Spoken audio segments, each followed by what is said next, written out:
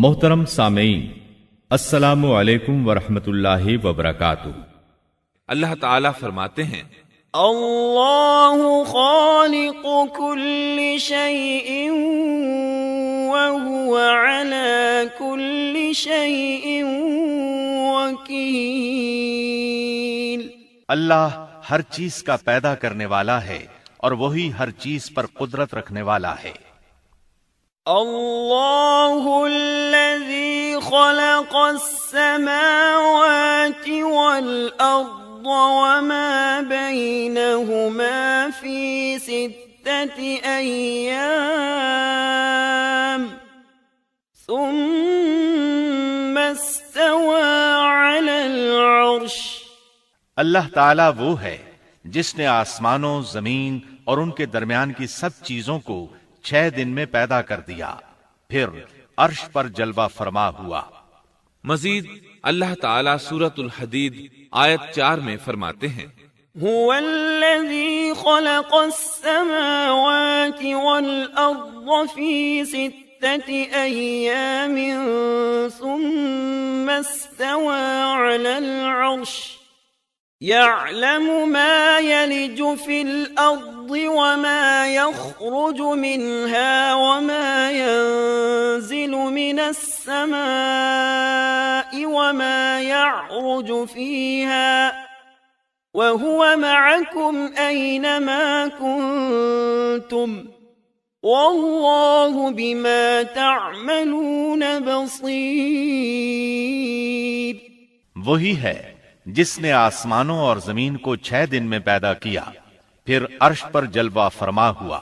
وہ خوب جانتا ہے اس چیز کو جو زمین میں جائے اور جو اس سے نکلے، اور جو آسمان سے نیچے آئے، اور جو کچھ اس میں چڑھ کر جائے، اور جہاں کہیں تم ہو وہ تمہارے ساتھ ہے، اور اللہ تمہارے اعمال کو دیکھ رہا ہے۔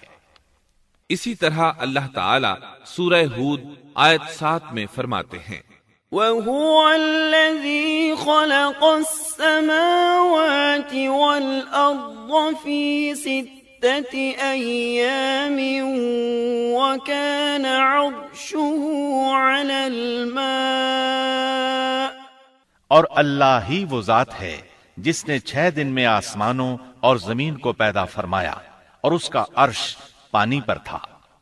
امام احمد بن حنبل رحمۃ اللہ علیہ نے ابو رزین عقیلی سے بیان کیا ہے، انہوں نے کہا یا رسول اللہ أين كان ربنا عز وجل قبل أن يخلق السماوات والأرض؟ فقال صلى الله عليه وسلم كان في عماء ما فوقه هواء وما تحته هواء ثم خلق عرشه على الماء۔ اے اللہ کے رسول صلی اللہ علیہ وسلم، آسمانوں اور زمین کو پیدا کرنے سے پہلے ہمارا پروردگار کہاں تھا؟ آپ نے فرمایا عما میں تھا، یعنی اللہ کے سوا کچھ بھی نہ تھا، نہ اس کے اوپر ہوا تھی اور نہ اس کے نیچے ہوا تھی، مطلب یہ کہ کچھ نہ تھا، پھر اس نے پانی پر اپنا عرش پیدا کیا۔ گویا یہ تھی مخلوق کی ابتدا۔ امام احمد، امام ترمذی، امام ابو داود اور بہت سے دوسرے محدثین رحمہم اللہ نے سیدنا عبادہ بن صامت رضی اللہ عنہ کی روایت بیان کی ہے۔ وہ کہتے ہیں سمعت رسول اللہ صلی اللہ علیہ وسلم يقول ان اول ما خلق اللہ تبارک وتعالی القلم ثم قال له اكتب فجرى في تلك الساعة بما هو كائن إلى يوم القيامة۔ میں نے رسول اکرم صلی اللہ علیہ وسلم کو فرماتے ہوئے سنا، آپ فرما رہے تھے بلا شبہ اللہ نے سب سے پہلے قلم کو پیدا کیا، پھر اللہ نے اس کو حکم دیا لکھ، چنانچہ وہ اسی وقت چل پڑا اور قیامت کے دن تک ہونے والی ہر چیز لکھ دی۔ یہ اللہ تعالیٰ کا علم تھا جس کو قلم نے اس کے حکم کے مطابق لوح محفوظ پر لکھا۔ امام مسلم رحمت اللہ علیہ نے سیدنا عبداللہ بن عمرو بن عاص رضی اللہ عنہما کی روایت بیان کی ہے۔ اس میں سب سے پہلی چیز کے بارے میں وضاحت کی ہے، اور جمہور فقہا کی رائے بھی یہی ہے۔ عبداللہ بن عمرو رضی اللہ عنہما بیان کرتے ہیں، سمعت رسول الله صلى الله عليه وسلم يقول كتب الله مقادير الخلائق قبل أن يخلق السماوات والأرض ب50,000 سنة قال وعرشه على الماء۔ میں نے سنا آپ فرما رہے تھے اللہ تعالیٰ نے آسمان و زمین کی پیدائش سے 50,000 سال پہلے تمام مخلوقات کی تقدیریں لکھ دیں، اور اس وقت اس کا عرش پانی پر تھا۔ اس حدیث مبارک سے واضح ہو گیا کہ سب سے پہلے پانی اور پھر پانی پر عرش پیدا کیا گیا، پھر قلم کی پیدائش ہوئی، اس نے تقدیر تحریر کی، پھر آسمان اور زمین کی تخلیق ہوئی۔ اور جس حدیث میں آیا ہے کہ ابتدا میں قلم کو پیدا کیا گیا، اس کا مطلب یہ ہے کہ اس جہان کی مخلوقات میں سب سے پہلے اس کا نمبر ہے، نہ کہ باقی تمام جہانوں کی مخلوقات میں پہلا نمبر ہے، اور اس کا تذکرہ بخاری شریف کی اس حدیث میں ہے۔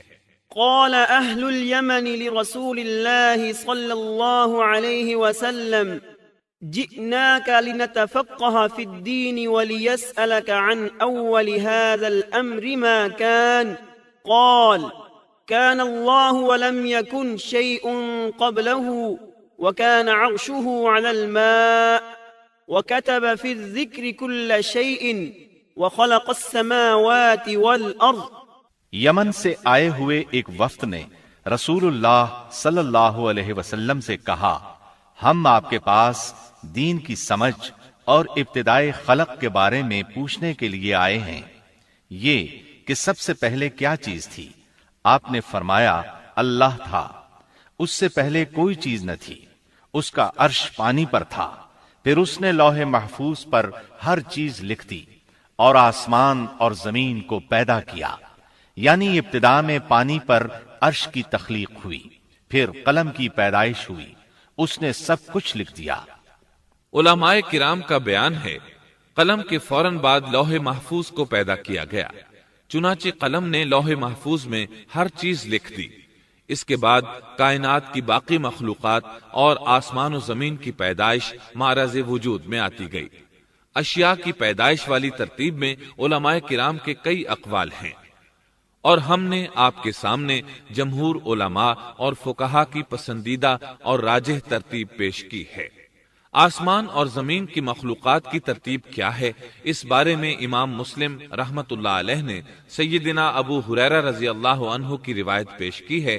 وہ کہتے ہیں، أخذ رسول الله صلى الله عليه وسلم بيدي فقال خلق الله عز وجل التربة يوم السبت وخلق فيها الجبال يوم الأحد وخلق الشجر يوم الاثنين وخلق المكروه يوم الثلاثاء وخلق النور يوم الأربعاء وبث فيها الدواب يوم الخميس وخلق آدم عليه السلام بعد العصر من يوم الجمعة في آخر الخلق في آخر ساعة من ساعات الجمعة فيما بين العصر إلى الليل۔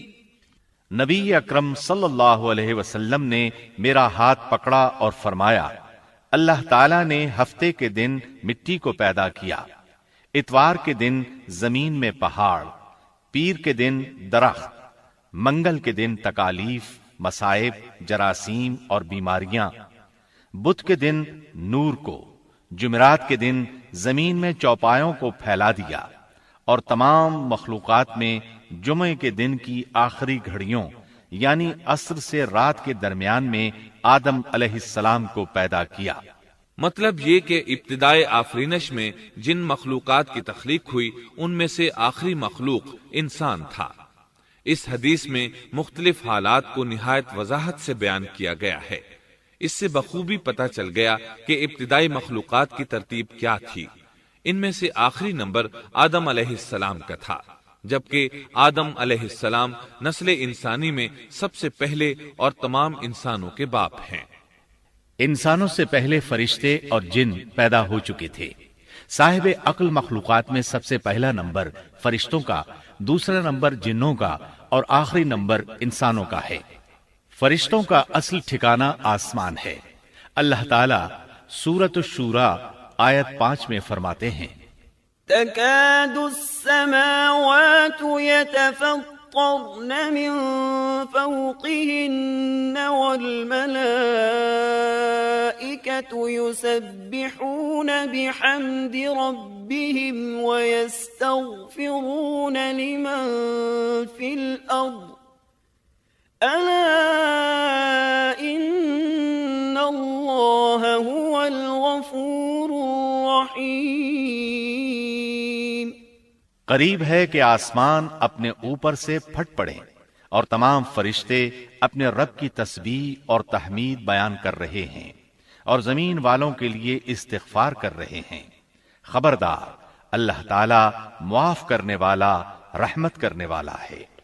مسلم شریف میں ہے، سیدہ عائشہ صدیقہ رضی اللہ عنہا سے روایت ہے کہ نبی اکرم صلی اللہ علیہ وسلم نے فرمایا، خلقت الملائكة من نور وخلق الجان من نار وخلق آدم مما وصف لكم۔ فرشتوں کو نور سے اور جنوں کو آگ سے پیدا کیا گیا اور آدم کو اس چیز سے پیدا کیا گیا جو تمہارے لیے بیان کر دی گئی، یعنی مٹی سے۔ فرشتوں کی تخلیق کے بعد جنوں کو پیدا کیا گیا۔ جنوں کو بھی انسانوں سے پہلے پیدا کیا گیا تھا، جیسا کہ اللہ تعالی سورۃ الحجر آیت 27 میں فرماتے ہیں، وَالْجَانَّ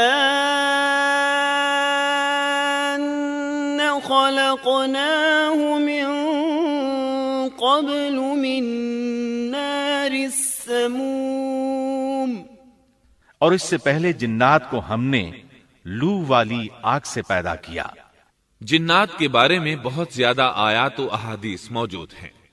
اللہ تعالی فرماتے ہیں، خلق الجان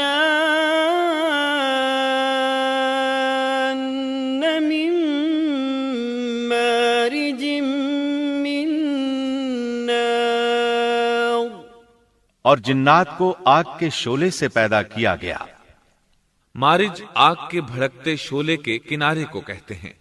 گویا جنوں کو آگ کی جڑ سے نہیں بلکہ آگ کے شعلوں کے کنارے سے پیدا کیا گیا ہے۔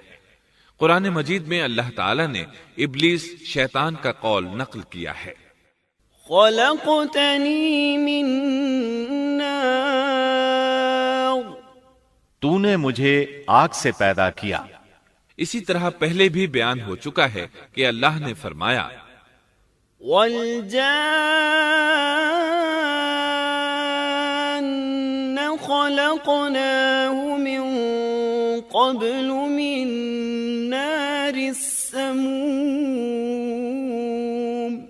اور اس سے پہلے جنات کو ہم نے لو والی آگ سے پیدا کیا۔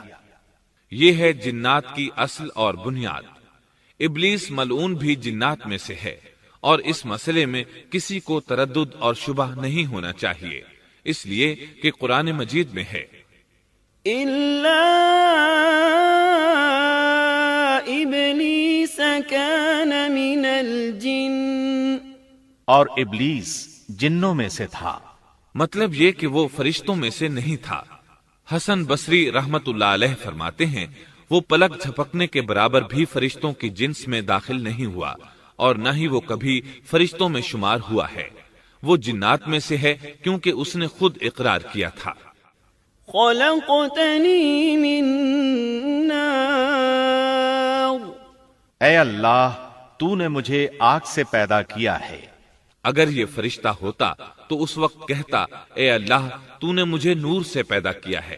اس لیے ابلیس کا جن ہونا روز روشن کی طرح عیاں ہے۔ سیدنا عبداللہ بن عمر رضی اللہ عنہما اور سیدنا عبداللہ بن عباس رضی اللہ عنہما فرماتے ہیں، آدم علیہ السلام سے 2000 سال پہلے جنات پیدا کیے گئے۔ وہ ہماری اس زمین پر رہائش پذیر تھے۔ آہستہ آہستہ وہ فسق و فجور میں مبتلا ہو گئے۔ جب وہ فتنہ فساد میں حد سے بڑھ گئے، ناحق خون بہانے لگے، تو اللہ تعالیٰ نے ان کی طرف فرشتوں کا عظیم لشکر بھیجا۔ ان سے جنات کی زبردست مارکہ آرائی ہوئی۔ اس مارکہ آرائی میں فرشتوں نے جنات کو تہس نہس کر دیا، اور وہ سمندروں کی جزیروں میں پناہ لینے پر مجبور ہو گئے۔ زمین کے ہر بر اعظم سے انہیں جلا وطن کر دیا گیا، چنانچہ آج تک ان کا مسکن یہی جزیرے اور عظیم مراکز ہیں۔ یہ واقعہ آدم علیہ السلام کی تخلیق سے پہلے ہو چکا ہے۔ احادیث مبارکہ میں ہے کہ ابلیس ملعون کا ایک تخت ہے اور وہ تمام جنات کا سردار اور حکمران ہے۔ اس کا شاہی تخت پانی پر ہے، اگرچہ اس کی متعین جگہ ہمیں معلوم نہیں۔